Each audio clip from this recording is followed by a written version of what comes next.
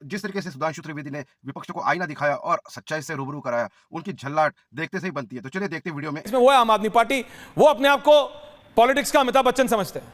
हैसियत कांग्रेस ने दिखा दी थी। तो कांग्रेस से हमने कभी समझौता नहीं किया। 51 में पार्टी बनी थी, कांग्रेस समझौता क्या करेंगे? आप कांग्रेस वालों को सब अपने दल में ले आए। अब तो कांग्रेस तो आपके पार्टी में है, सारे नेता आपने ले लिए उनके।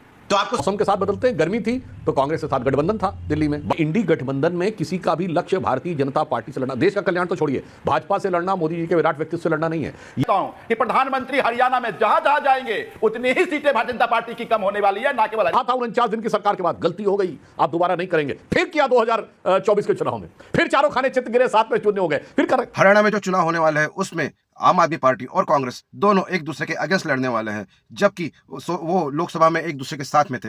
साथ ही साथ इसी बात को लेकर सुधांशु त्रिवेदी ने जो सच्चाई को बयां किया है इस वीडियो में, इस डिबेट में आपको देखने में बहुत मजा आएगा। जिस तरीके से उन्होंने सच्चाई को बयां किया है और असलियत जो है आम आदमी पार्टी और कांग्रेस की आगे लाई है। तो जो सपा के प्रवक्ता अनुराग भदौरिया और जो आम आदमी के प्रवक्ता हैं उनको उनका जवाब देते बनता नहीं था और वो यहाँ वहाँ की बातें, इधर उधर की बातें कर रहे थे। तो इस वीडियो में आपको बहुत मजा आने वाला है। वीडियो अगर आपको पसंद आता है वीडियो को लाइक कीजिए, चैनल को सब्सक्राइब करना मत भूलना। सुधांशु जी, Anurag ji, Priyanka ji, everyone on air. Sudhanshu जी, आम आदमी पार्टी कह रही है भाई आपको हरियाणा में कोई घुसने नहीं दे रहा, महाराष्ट्र में वो कांग्रेस के साथ जाएंगे या नहीं ये भी उनको पता नहीं, लेकिन राष्ट्रीय स्तर पर वो आपको टक्कर देने को तैयार है।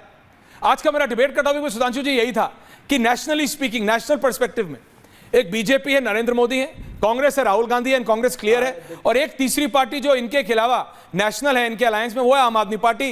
वो अपने आप को पॉलिटिक्स का अमिताभ बच्चन समझते हैं कि उनके सामने कोई और है नहीं, चाहे उनसे बड़े बड़े दिलीप कुमार भी रहे हैं, लेकिन वो कहते नहीं, देखिए आई एम द बिगेस्ट। देखिए, आपने संजीव झा जी से ये सवाल पूछिए, उनके साथ ज्यादती की है, उनकी दुखती रग पे हाथ धरा है। दो तरीके से उनकी रग, दुखती रग इससे दब जाती है। पहला, उनके लिए तो कांग्रेस ने कहा था ना 4-6 सीटें लड़ लो बस, इससे ज़्यादा कुछ नहीं है। मतलब हैसियत कांग्रेस ने दिखा दी थी। तो अब मानी बात है, इतना मान सम्मान अपना किनारे रख के तो कोई पार्टी इतनी आसानी से गठबंधन करेगी नहीं, मगर उससे पहले इन्होंने कांग्रेस को हैसियत दिखाई थी। देखिए, बदलाव अब एक ऐसी चीज़ हो गई है, अगर किसी को वो कहेंगे कि आदमी पलट जाता है तो आज आम आदमी पार्टी उसका पर्याय है। हम मौसम के साथ बदलते हैं। गर्मी थी तो कांग्रेस के साथ गठबंधन था दिल्ली में। बरसात आई, पहला घोषणा किसने की? कांग्रेस ने नहीं की, आम आदमी पार्टी ने कहा कि हमारा गठबंधन सिर्फ लोकसभा के लिए था, बाकी हम अलग। तो उसने भी कहा कांग्रेस ने, ठीक है भैया हम तुमको दिखाते हैं।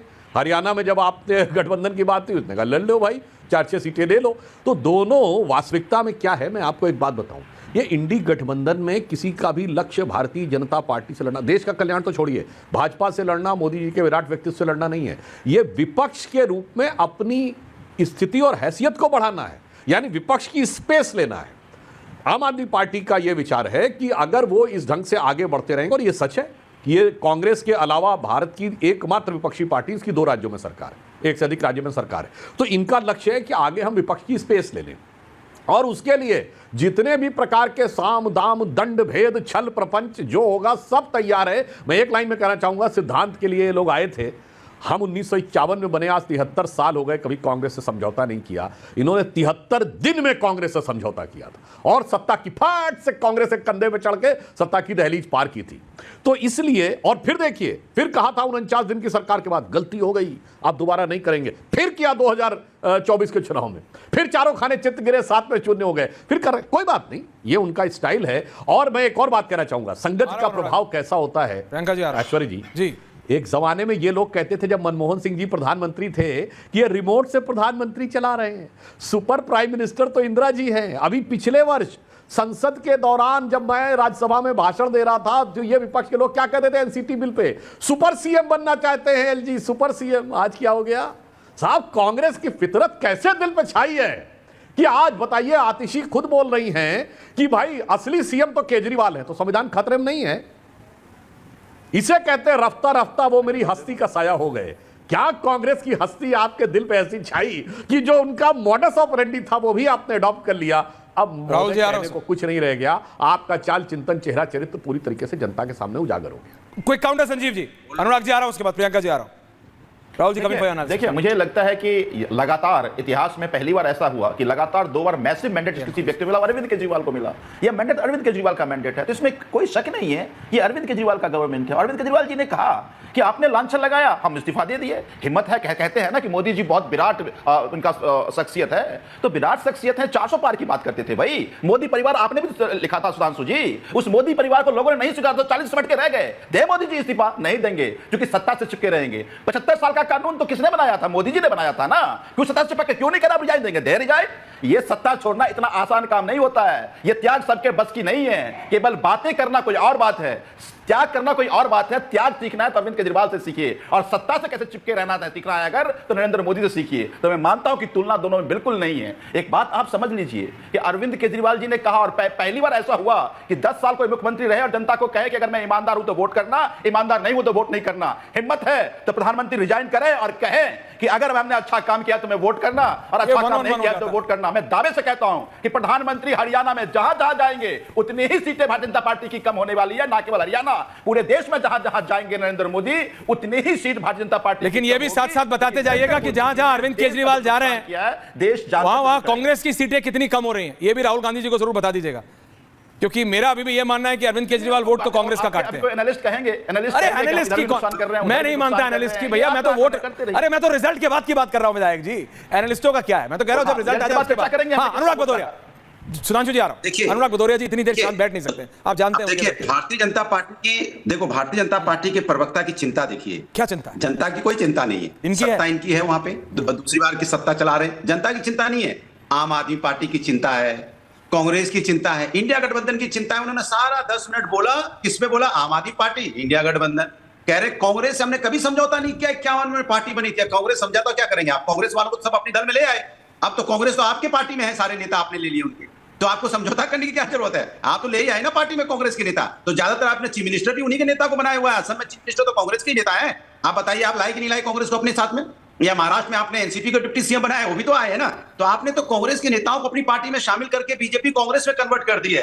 दूसरी बात, वास्तविकता की बात तो ये है सुधांशु जी कि आप घबरा गए हैं, डर गए हैं, परेशान हो गए हैं, हताश हैं, जनता से दूर हैं, इसलिए आप जनता का ध्यान भटकाने के लिए कि बात ना हो जाए, क्योंकि असली मुद्दे पे जनता की महंगाई, बेरोजगारी, किसान, महिला समस्या और जो किसानों पर अत्याचार आपने किया, वहां तो ज्यादातर किसान हरियाणा से ही आते हैं, जब धरने पे बैठे थे, उनकी बात ना हो जाए, इसलिए किसकी बात करोगे?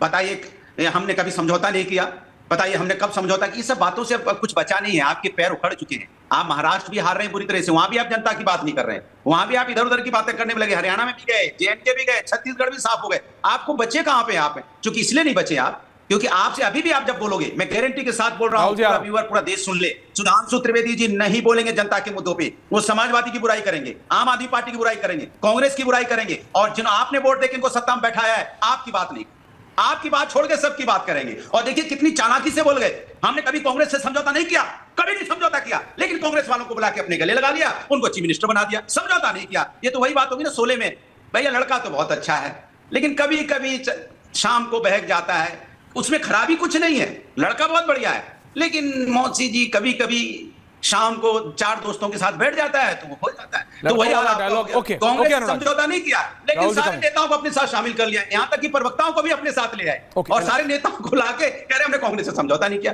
तो सवाल यह है सुधांशु जी कि आप हार रहे हैं, ये आप मान लीजिए, इसमें कोई शर्म की बात नहीं है, हार जीत लगी रहती है। देश की जनता ने आपको नकार के 240 पे लाए हैं ना, अभी तो आप बैसाखी में टिके हैं, आप बैसाखी भी जाने वाली है धीरे धीरे, बैसाखी वाले भी समझ गए हैं कि इनके साथ ज्यादा दिन चलने वाला नहीं है। तो आप जो राज्यों के चुनाव हो रहे हैं वहां तो साफ सुधांशु त्रिवेदी तो देखा आपने किस तरीके से सुधांशु त्रिवेदी जी ने सच्चाई का आईना इन सबके सामने रखा। सपा के प्रवक्ता, आपके प्रवक्ता या फिर आरजेडी के प्रवक्ता, इनमें से किसी को भी उनका सही सही जवाब देने नहीं बन रहा था। यहाँ वहाँ की बातें करते हुए डिबेट में वो अपने टॉपिक्स को भटकाना चाहते थे। जहाँ एक और आम आदमी पार्टी इतने जोशों से कह रही है कि जहाँ जहाँ प्रधानमंत्री मोदी रैली करने वाले हैं चुनाव के संदर्भ में, वहाँ वहाँ बीजेपी का वोट कटने वाला है, वहाँ वहाँ बीजेपी की सीटें कम आने वाली है। तो हम सब जानते हैं प्रधानमंत्री मोदी की जो छवि है पूरे विश्व में, देश नहीं पूरे विश्व में, जहाँ उनकी बातें सुनी जाती है सीरियसली, जहाँ उनकी बातों को माना जाता है ना कि सिर्फ सुना जाता है, वहाँ पे उनके बारे में इस तरीके से वक्तव्य करते हुए उनको थोड़ा भी मतलब ऐसे लगता है कि वो अट्टहास कर रहे हैं। हालांकि इन सब चीज़ों के बारे में हम सब जानते हैं कि प्रधानमंत्री मोदी जी की लोकप्रियता पूरे विश्व भर में और देश में किस तरीके से है। और जहाँ तक कि हम देखते हैं कि आम आदमी पार्टी की सरकार जो भी चल रही है दिल्ली में भी, वहाँ पे किस तरीके से वो नूरा कुश्ती लड़ रहे हैं, और साथ ही साथ कांग्रेस के साथ में उनका जो गठबंधन है, कहीं पे होता है कहीं पे नहीं, वही कहते हैं ना, कभी हाँ कभी ना वाली सिचुएशन हमेशा से वहाँ बनी रहती है। तो इसके मद्देनज़र जिस तरीके से सुधांशु त्रिवेदी ने इन सब चीज़ों को हाईलाइट किया हुआ है, इन सब चीज़ों के ऊपर में उन्होंने एक एनालिसिस यहाँ पे प्रस्तुत किया है। और इस डिबेट में सपा के प्रवक्ता वो हमेशा की तरह, जिस तरीके से हम उनको जानते हैं, अनुराग भदौरिया जी, जो टॉपिक को छोड़ के यहाँ वहाँ की बातें करने में ही अपना समय हमेशा व्यतीत करते हैं, हमेशा बर्बाद करते हैं डिबेट का समय। और जो सच्चाई है वो सामने आने के बाद में वो कैसे झल्ला जाते हैं और कैसे बेतुके तर्क सामने रखते हैं।